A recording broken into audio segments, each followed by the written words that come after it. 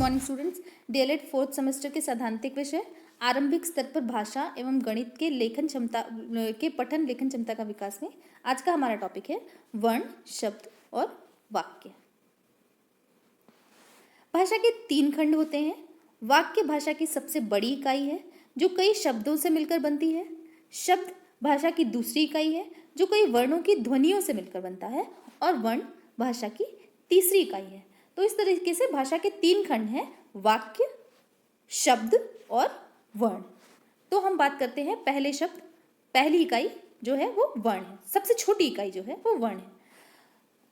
तो वर्ण के बारे में हम कह सकते हैं कि जो भी हम बोलते हैं या ध्वनि जो हम बोलते हैं या उच्चारण करते हैं उसको अगर लिख दिया जाए तो वही वर्ण या अक्षर हो जाता है। भाषा की परिभाषा के रूप में वह छोटी से छोटी मूल ध्वनि जिसके और अधिक टुकड़े ना हो सके वर्ण या अक्षर कहलाते हैं। जैसे क, ख, स, ट, य इत्यादि जितने भी वर्ण हैं या अक्षर हैं वही। तो वर्णों के प्रकार, वर्ण 2 प्रकार के होते हैं, स्वर और व्यंजन। स्वर स्वतंत्र रूप से बोले जाने वाले या जिन वर्णों को बोलते समय किसी अन्य वर्ण की सहायता नहीं लेनी पड़ती वे स्वर कहलाते हैं। हिंदी भाषा में कुल 11 स्वर होते हैं, आ ई उ ए ओ और री। अब स्वर के 3 प्रकार होते हैं। पहला ह्रस्व स्वर, वे स्वर जिनको बोलने में कम समय लगता है ह्रस्व स्वर कहलाते हैं। इन्हें मूल स्वर भी कहा जाता है। इनकी संख्या 4 होती है, छोटा आ, छोटी ई, छोटा उ और री। दूसरा दीर्घ स्वर, ये स्वर मूल स्वरों के योग से बनते हैं इसलिए इन्हें संधि स्वर भी कहते हैं। यह संख्या में 7 होते हैं, बड़ा आ, बड़ी ई, बड़ा उ, ए ओ औ। तीसरा प्लुत स्वर, जिन स्वरों को बोलने में ह्रस्व स्वर की तुलना में 3 गुना समय लगता है उन्हें प्लुत स्वर कहते हैं। प्लुत स्वर की पहचान के लिए स्वर के पीछे संख्या 3 का चिन्ह लगाया जाता है। जैसे ओम, ओम बोलने में ज्यादा समय लगता है, यहाँ पे ओ प्लुत स्वर है। अब व्यंजन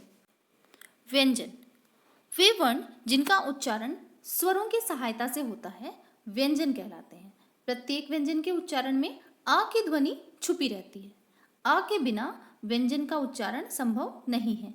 एग्जाम्पल के रूप में क जब हम बोलते हैं तो क जो व्यंजन है उसमें आ की ध्वनि छुपी रहती है। ऐसे ख बोलते हैं तो भी मतलब व्यंजन की एक तरीके से पहचान यही है कि उसमें एक आ की ध्वनि छुपी हुई सी होती है।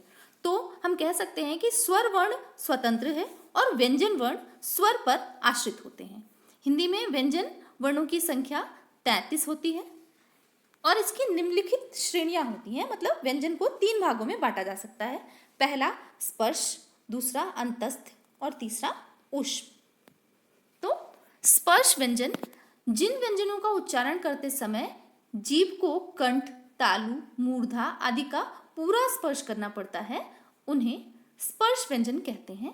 इसकी संख्या 25 होती है, अर्थात क से म तक स्पर्श व्यंजन है। दूसरा अंतस्थ व्यंजन, अंतस्थ का अर्थ है मध्य में। अंतस्थ व्यंजन 4 हैं, य, र, ल, व। इनका उच्चारण जीभ, तालु, दांत और ओठ के परस्पर सटाने से होता है किंतु कभी भी पूर्ण स्पर्श नहीं होता है। तीसरा ऊष्म व्यंजन, ऊष्म का अर्थ है गर्म। जिन व्यंजनों के उच्चारण में मुख से गर्म श्वास निकले उन्हें ऊष्म व्यंजन कहते हैं। ये संख्या में 4 होते हैं, स, श, स, ह। शब्द भाषा की दूसरी इकाई है। वर्णों के योग से शब्द बनते हैं और शब्दों के योग से ही वाक्य बनते हैं। तो शब्द अनेक वर्णों के प्रयोग से बनते हैं। जैसे जल में 4 वर्ण होते हैं, ज, अ, ल, अ। जैसे कि हमको पता है कि ज जो है वो एक व्यंजन है और हमें पता है कि व्यंजन में आ की ध्वनि छुपी रहती है, इसलिए जल शब्द जो है वो 4 वर्णों के मेल से बनता है, ज, अ, ल, अ। अतः इस तरह से हम कह सकते हैं कि एक या एक से अधिक वर्णों के मेल से बनी सार्थक ध्वनि समूह को शब्द कहते हैं, जैसे राम, लड़की आदि। शब्दों के भेद, अर्थ, प्रयोग, उत्पत्ति और व्युत्पत्ति रचना की दृष्टि से शब्द के कई भेद होते हैं। तो अर्थ की दृष्टि से शब्द के भेद, अर्थ की दृष्टि से शब्द के दो भेद होते हैं, एक सार्थक शब्द और एक निरर्थक शब्द। तो जिन वर्णों का स्पष्ट रूप से, जिन वर्ण समूहों का स्पष्ट रूप से अर्थ निकले उसे सार्थक शब्द कहते हैं, जैसे लड़का, पुस्तक, गाय, पानी इत्यादि। निरर्थक शब्द जिन वर्ण समूहों का कोई अर्थ नहीं निकलता उनको निरर्थक शब्द कहते हैं, जैसे पानी, वानी, रोटी, वोटी। यहाँ पे वानी और वोटी इनका कोई अर्थ नहीं निकलता, इसलिए ये निरर्थक शब्द कहलाते हैं। दूसरा, प्रयोग या विकार की दृष्टि से शब्द के प्रकार। तो प्रयोग या विकार की दृष्टि से शब्द दो प्रकार के होते हैं। पहला, विकारी, जिन शब्दों के रूप में लिंग, वचन तथा कारक के अनुसार परिवर्तन का विकार आता है उन्हें विकारी शब्द कहते हैं। अब यहाँ लिंग, वचन, कारक के अनुसार परिवर्तन, जैसे लड़का जाता है और लड़कियां जाती हैं, तो जाता जो शब्द है उसको जाता भी बोल सकते हैं और जाति भी बोल सकते हैं, ये लिंग के अनुसार होता है। तो इस तरीके से जो परिवर्तन आता है उन्हें विकारी शब्द कहते हैं। अब अविकारी, जिन शब्दों के रूप में कोई परिवर्तन या विकार नहीं होता उन्हें अविकारी शब्द कहते हैं। इन्हें अव्यय भी कहते हैं, जैसे और, तथा, धीरे धीरे, कम, अधिक, वाह इत्यादि। अविकारी शब्द के चार भेद होते हैं। पहला, क्रिया विशेषण, दूसरा समुच्चय बोधक, तीसरा संबंध बोधक और चौथा विस्मयादि बोधक। पहला जो होता है वो क्रिया विशेषण होता है। तो क्रिया विशेषण मतलब क्रिया की विशेषता बताने वाले जो भी शब्द हैं, क्रिया की विशेषता को प्रकट करने वाले को ही क्रिया विशेषण कहते हैं। दूसरा, समुच्चय बोधक, वे शब्द जो वाक्यों या वाक्यांशों को परस्पर जोड़ते हैं उन्हीं को समुच्चय बोधक कहते हैं, जैसे और, तथा, परंतु, किंतु इत्यादि। तीसरा है संबंध बोधक, जो शब्द किसी संज्ञा या सर्वनाम का वाक्य के दूसरे शब्दों से संबंध स्पष्ट करें उन्हें संबंध बोधक कहते हैं, जैसे ऊपर, नीचे, समीप इत्यादि। चौथा, विस्मयादि बोधक, जो शब्द हर्ष, उल्लास, प्रसन्नता, शोभ इत्यादि को प्रकट करते हैं उन्हें विस्मयादि बोधक कहते हैं, जैसे हाय, धिक, वाह वाह इत्यादि। अब उत्पत्ति या उद्गम की दृष्टि से शब्द, ये उत्पत्ति या उद्गम की दृष्टि से शब्द चार प्रकार के होते हैं। पहला, तत्सम, दूसरा तद्भव, तीसरा देशज और चौथा विदेशज। तो तत्सम जो होता है वो शब्द संस्कृत से हिंदी भाषा में समान रूप से लिए जा सकते हैं। जैसे तत्सम का अर्थ है कि उसके जो संस्कृत भाषा में वो शब्द हैं उनको हिंदी भाषा में ज्यों का त्यों प्रयुक्त कर लिया जाता है, जैसे माता, कवि, विद्या इत्यादि। तद्भव का अर्थ है उससे उत्पन्न, मतलब संस्कृत से उत्पन्न। संस्कृत भाषा के वे शब्द जो अपने रूप को बदलकर हिंदी में मिलाए गए हैं उन्हें तद्भव कहते हैं, जैसे आग, अग्नि का आग हो गया है, दुग्ध का दूध हो गया है, दंत का दांत हो गया है। इसी तरह जो शब्द संस्कृत से हिंदी भाषा में लाने से पहले उसको उनके रूप बदले गए हैं उनको तद्भव कहते हैं। तीसरा, देशज वे शब्द हैं जिनकी व्युत्पत्ति कहाँ से हुई है इसका पता नहीं चलता है। वो देश के विभिन्न भाषाओं से या विभिन्न जगहों से यूं ही ले लिए गए हैं, जैसे गाड़ी, पेट, खिड़की, लोटा इत्यादि, उनको कहते हैं देशज शब्द। चौथा है विदेशज या विदेशी शब्द। तो विदेशी भाषाओं से जो शब्द हिंदी भाषा में लिए गए हैं उनको ही विदेशी या विदेशज शब्द कहते हैं।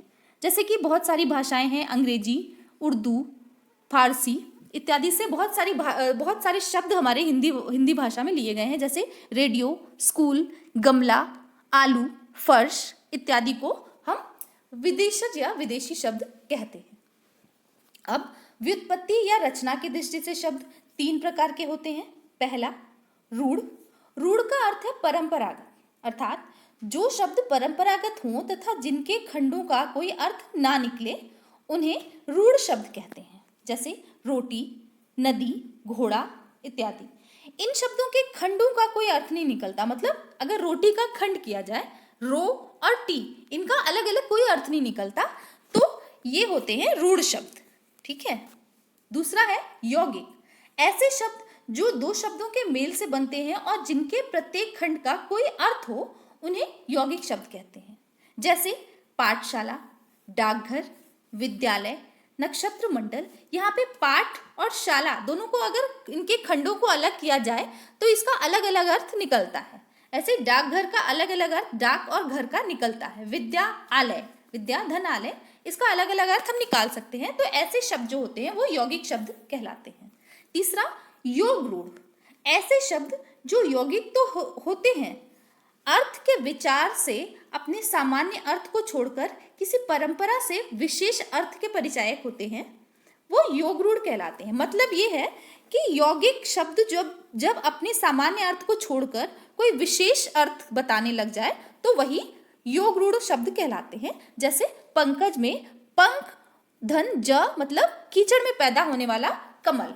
ठीक है, पंकज को यहाँ पे कमल कहा गया है। लंबोदर मतलब बड़े पेट वाला गणेश जी। दशानन 10 मुखों वाला मतलब रावण। तो यहाँ पंकज का मतलब कमल से लिया गया है, लंबोदर का मतलब गणेश जी से लिया गया है और दशानन का मतलब रावण से लिया गया है। तो यहाँ ये शब्द अपने मूल शब्द को छोड़ के एक विशेष अर्थ बता रहे हैं, इसलिए यहाँ पे ये योग रूढ़ कहलाते हैं। ठीक है। अब वाक्य, वाक्य सार्थक शब्दों का व्यवस्थित रूप है। यदि शब्द भाषा की प्रारंभिक अवस्था है तो वाक्य उसका विकास है। वाक्य जैसे राम के साथ सीता भी वन को गई, कछुआ धीरे धीरे चलता है, ये एक पूरा वाक्य है जिसका अपना एक अर्थ निकलता है, एक सार्थक अर्थ निकलता है। वाक्य के भी दो भाग होते हैं, एक उद्देश्य और एक विधेय। उद्देश्य वाक्य में जिसके विषय में कुछ कहा जाता है उसे ही उद्देश्य कहते हैं। जिसके विषय में कहा जा रहा है वह उद्देश्य कहलाता है, और उद्देश्य के विषय में जो भी कहा जाता है वह विधेय होता है। जैसे राम ने रावण को मारा, इसमें राम जो है वो उद्देश्य है जिसके विषय में कहा जा रहा है। अब इसके विषय में क्या कहा जा रहा है कि राम ने रावण को मारा, तो रावण को मारा जो है वो विधेय हो गया। ठीक है।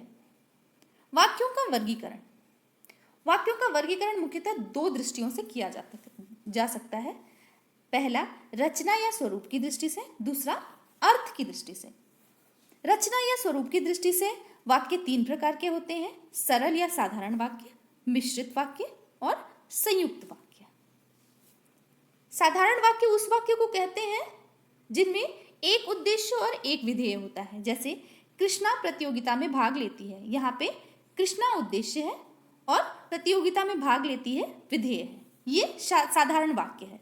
दूसरा मिश्रित वाक्य, मिश्रित वाक्य उस वाक्य को कहते हैं जिनमें एक प्रधान उपवाक्य हो और एक या एक से अधिक आश्रित उपवाक्य हो। उदाहरण जैसे स्निग्धा ने कहा वर्षा बीमार है, यहाँ स्निग्धा ने कहा ये प्रधान उपवाक्य है और कि वर्षा बीमार है ये आश्रित उपवाक्य है। ठीक है, आश्रित उपवाक्य जो हैं वो एक या एक से अधिक हो सकते हैं। तीसरा है संयुक्त वाक्य, जो वाक्य 2 या 2 से अधिक सरल वाक्यों से बने उसे संयुक्त वाक्य कहते हैं। इनमें दोनों वाक्य पूर्ण होते हैं तथा एक दूसरे पर आश्रित नहीं होते हैं और एक योजक द्वारा एक दूसरे से जुड़ते हैं। जैसे राम ने खाना खाया और सो गया, यहाँ और शब्द 2 प्रधान वाक्यों को जोड़ रहा है, यहाँ पर और जो है वो एक योजक है। अब दूसरा अर्थ के अनुसार, अर्थ के अनुसार वाक्य 8 प्रकार के होते हैं। पहला विधानवाचक, दूसरा निषेधवाचक, तीसरा आज्ञावाचक, चौथा प्रश्नवाचक, पांचवा इच्छावाचक, छठा संदेहवाचक, सातवां संकेतवाचक और आठवां विस्मय बोधक वाचक। तो पहला जो है विधानवाचक, जिन वाक्यों में क्रिया के होने या करने का सामान्य कथन हो, जैसे अतुल विद्यालय जाता है, राधा पुस्तक पढ़ती है, ये विधानवाचक वाक्य है। ठीक है। दूसरा निषेधवाचक वाक्य, जिन वाक्यों के कार्य के ना होने, जिन वाक्यों में कार्य के ना होने का भाव प्रकट होता है उन्हें निषेध वाक्य कहते हैं। जैसे मोना स्कूल नहीं जाती है, अतुल ने आज गाना नहीं गाया इत्यादि जो है वो निषेधवाचक वाक्य कहलाते हैं। तीसरा, आज्ञावाचक वाक्य। जिन वाक्यों में आज्ञा या अनुमति देने का बोध होता है उन्हें आज्ञावाचक वाक्य कहते हैं। जैसे अब आप जा सकते हैं, तुम यहाँ से चले जाओ, इन सब में आज्ञावाचक वाक्य है। चौथा, प्रश्नवाचक वाक्य। जिन वाक्यों में प्रश्न पूछने का बोध हो उन्हें प्रश्नवाचक वाक्य कहते हैं। जैसे आप कहाँ जा रहे हैं, अंकुश क्यों रो रहा है इत्यादि। पांचवा, इच्छावाचक वाक्य। जिन वाक्यों में इच्छा, शुभकामना, आशीष आदि का बोध होता है उन्हें इच्छावाचक वाक्य कहते हैं। जैसे दीर्घायु हो, तुम अपने काम में सफल हो इत्यादि जो है वो इच्छावाचक वाक्य है। छठा, संदेहवाचक वाक्य। संदेहवाचक वाक्य, जिन वाक्यों में संदेह प्रकट हो उन्हें संदेहवाचक वाक्य कहते हैं। जैसे श्रुति मुझे भूल चुकी होगी, वे शायद ही आज आए इत्यादि। जो संदेह वाली बात होती है, संदेह वाले वाक्य होते हैं, उसे ही संदेहवाचक वाक्य कहते हैं। फिर सातवां, संकेतवाचक वाक्य। जिन वाक्यों में एक बात का होना दूसरी बात पर निर्भर हो उन्हें संकेतवाचक वाक्य कहते हैं। जैसे यदि वर्षा होती तो फसल होती, यदि तुम मेहनत करते तो सफल होते इत्यादि जो है यहाँ पे एक वाक्य दूसरे वाक्य पे डिपेंड कर रहा है, तो यही है संकेतवाचक वाक्य। फिर है विस्मयबोधक वाक्य। अब विस्मयबोधक वाक्य, जिन वाक्यों में हर्ष, शोक, घृणा, भय, विस्मय आदि भावों का बोध हो उसे ही विस्मयबोधक वाक्य कहते हैं। जैसे ओह मेरा सिर फटा जा रहा है, अरे दुष्ट तुम यहाँ क्या कर रहे हो इत्यादि जो है ये विस्मयबोधक वाक्य कहलाते हैं। ठीक है, आज का टॉपिक यहीं पे समाप्त होता है। मिलते हैं नेक्स्ट टॉपिक में। Thank you.